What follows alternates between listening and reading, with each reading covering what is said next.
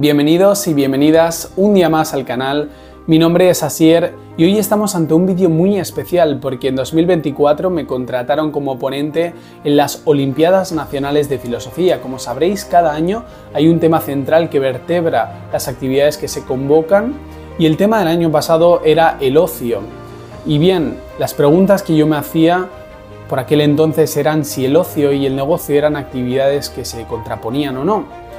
Y para resolverlo te tendrás que quedar en este vídeo, como no, y quiero adelantarte cómo vamos a hablar de la figura del flaner, de un cuadro muy famoso que pronto te revelaré cuál es, y también veremos Orfeo, Eurídice, que es un mito espectacular que nos va a servir para explicar esta figura del flaner, que ya la veremos.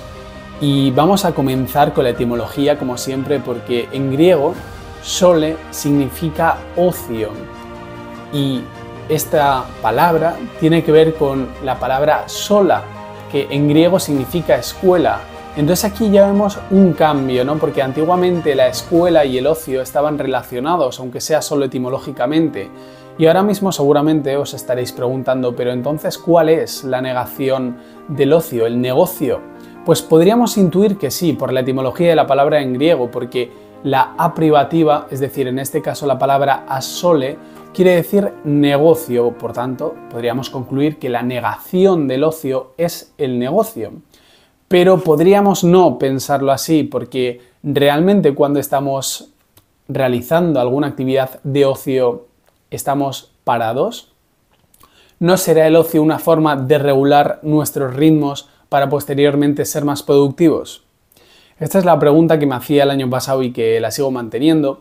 Y tras haber leído a Byung-Chul Han y otros autores, quiero contaros una frase que leí de Émile Cioran en el libro del inconveniente de haber nacido, cuando dice: no hago nada, es cierto, pero veo pasar las horas, lo cual vale más que tratar de llenarlas. Tratar de llenar las horas, tiempos muertos, horas vacías.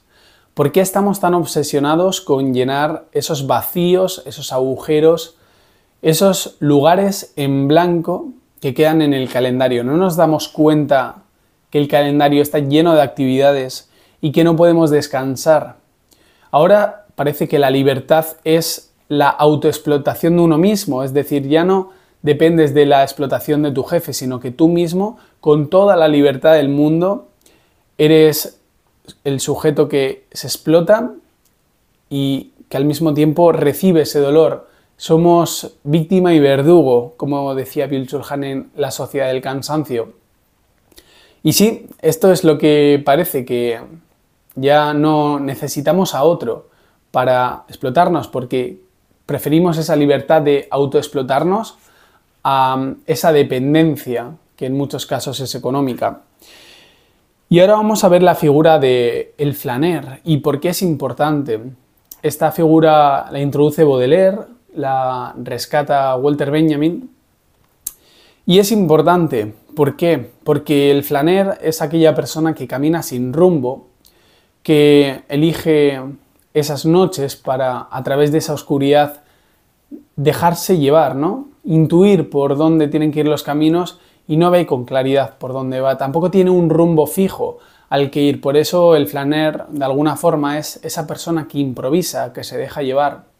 Y podríamos pensar que en el ocio sucede lo mismo, ¿no? Que vamos al gimnasio pues porque luego tenemos una recompensa, que es sentirnos bien con nosotros mismos, pero que muchas veces no necesariamente tiene que corresponder a eso, sino que es un mandato social por seguir dentro de un canon rígido que de alguna manera nos adormece, a pesar de que creamos que estamos más despiertos con esa actividad.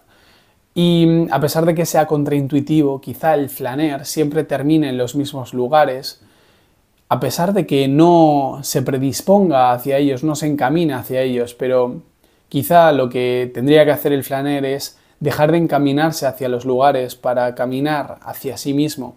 Por eso la figura del flaner es tan importante, porque hay que revisitar si realmente es posible ir a un lugar sin rumbo o si finalmente estamos destinados a repetir las mismas calles. Y aquí se nos presentan diferentes interrogantes, ¿no? Y me gustaría rescatar una frase que aparece en un vídeo que vi de creo que eran 3 personas que estaban en diálogo, y de hecho podéis buscar el vídeo en YouTube, se llama Diàlegs de Pedralba 2022, rendiment, vagància y budisme en el món contemporani. Y uno de los ponentes dice, es que tenemos que dejar de aspirar para comenzar a respirar.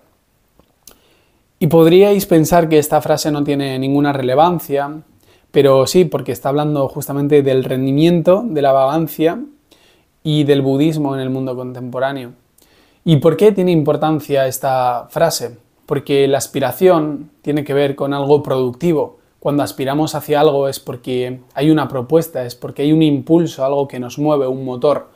Y ese motor funciona, como sabéis, con gasolina, que en este caso serían las acciones.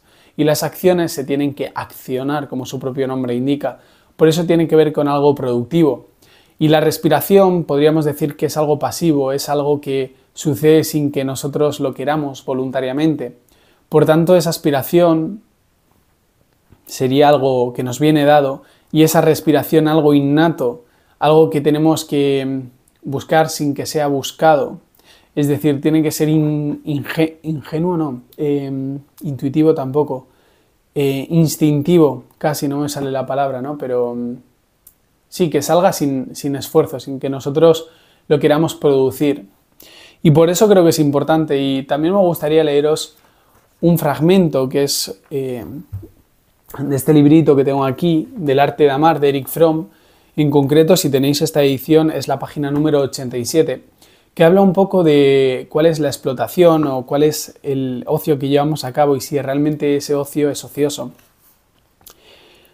Os voy a leer todo porque me parecería mal amputar cada una de las frases que hay aquí, que son geniales. Dice, nuestra civilización ofrece muchos paliativos que ayudan a la gente a ignorar conscientemente esa soledad. En primer término, la estricta rutina del trabajo burocratizado y mecánico que ayuda a la gente a no tomar conciencia de sus deseos humanos más fundamentales, del anhelo de trascendencia y unidad. En la medida en que la rutina sola no basta para lograr ese fin, el hombre se sobrepone a su desesperación inconsciente por medio de la rutina de la diversión, la consumición pasiva de sonidos y visiones que ofrece la industria del entretenimiento, y además por medio de la satisfacción de comprar siempre cosas nuevas y cambiarlas inmediatamente por otras. El hombre moderno está actualmente muy cerca de la imagen de Huxley, que Huxley describe en Un mundo feliz. Bien alimentado, bien vestido, sexualmente satisfecho, y no obstante sin yo, sin contacto alguno, salvo el más superficial con los semejantes. Sigue unas líneas y dice, la felicidad del hombre moderno consiste en divertirse. Divertirse significa la satisfacción de consumir y asimilar artículos. Espectáculos, comida, bebidas, cigarrillos, gente, conferencia, libros, películas, todo se consume, todo se traga. Y termina diciendo que nuestro carácter está equipado para intercambiar y recibir, para traficar y consumir. Todo, tanto los objetos materiales como los espirituales, se convierten en objeto de intercambio y de consumo. Esto nos lo dice Erich Fromm hace 100 años.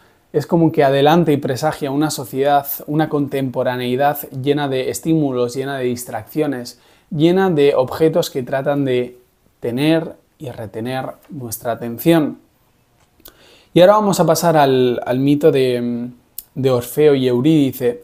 Y para quien no lo sepa, Eurídice termina yendo al inframundo, al mundo de los muertos, y Orfeo trata de rescatarla, pero Orfeo lo que tiene que hacer es llevarla hasta el mundo terrenal, hasta el mundo que tiene y contiene la vida, sin mirarla a los ojos, sin girarse. Por eso mismo Eurídice va siempre detrás.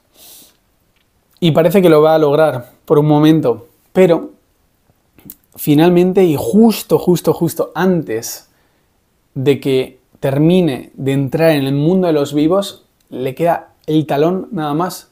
Orfeo se gira y Eurídice vuelve y finalmente permanece ahí por los siglos, al mundo de los muertos. ¿Y qué relación tiene este mito con el ocio y el negocio? Pues bien, quizá pensemos, siempre que miramos hacia adelante, que la actividad que llevamos a nuestras espaldas está siendo dirigida por algo que hemos elegido voluntariamente que tiene que ver con el ocio. Cuando vamos a ese gimnasio, cuando llevamos a cabo actividades que se salen de la esfera laboral, pero quizá cuando miremos de cara a esas actividades, como las que hemos comentado hace un momento, veamos que responden al hecho de ser más productivo. Yo estoy grabando este vídeo, pero antes he ido al gimnasio.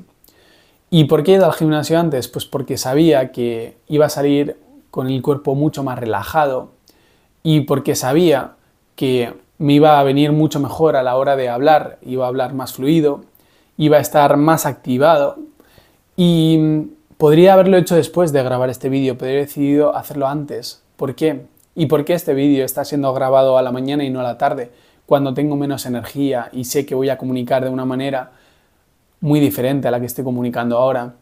Pues todo esto, a pesar de que yo no lo quiera, a pesar de tener hoy el tiempo libre porque es fin de semana para grabarlo, estoy decidiendo acciones de mi día a día para ser más productivo, para ser aparentemente un mejor comunicador y para que tú percibas este vídeo de una manera mucho más divertida y no de una persona que está agotada porque ya son las 8 de la tarde. Por eso te traigo este mito y te quería hablar también de un cuadro que, bueno, más que de un cuadro, de una cita, ¿no?, que dice Baudelaire en El pintor de la vida moderna: estar lejos del hogar y aún así sentirse en casa en cualquier parte, contemplar el mundo, estar en el centro del mundo y sin embargo pasar inadvertido. Me gusta esto, ¿no?, pasar inadvertido, porque justamente cuando pasamos inadvertidos es cuando finalmente podríamos concluir con que no estamos produciendo, con que no estamos apareciendo en esas pantallas de otros, porque hemos optimizado y hemos rendido ante la producción, que en este caso es la de este vídeo. Y quiero terminar con Alicia en el País de las Maravillas, en primer lugar, con una frase, ¿no?, que dice Alicia, que es brillante. Dice: ¿cuánto tiempo es para siempre? A veces solo un segundo. ¿Y qué crees que le responde el conejo ante esta pregunta y esta respuesta? Pues dice: si conocieras el tiempo tan bien como yo, no hablarías de perderlo. Hablamos de perder el tiempo, de llenar las horas muertas, y no entendemos que ese llenar, esa acción que trata de poner o imponer a ese espacio en blanco, a esa casilla en blanco, como diría Foucault, hablando de esa malla que se da la vuelta, no es más que tratar de seguir siendo productivo, de hacer algo que tenga que ver con la producción, porque al final tenemos que atender a la etimología. La productividad y la producción van de la mano, y en el momento en el que algo pasa de ser ocioso, como lo es grabar este vídeo, a estar obsesionado por producir contenido en masa, pasa a ser algo que es de lo que tratamos de esquivar, ¿no?, que es ser esclavos de uno mismo. Por eso te invito a que reflexiones de esas actividades de ocio que llevas a cabo en el día a día, cómo las ordenas, cómo te organizas a fin y al cabo.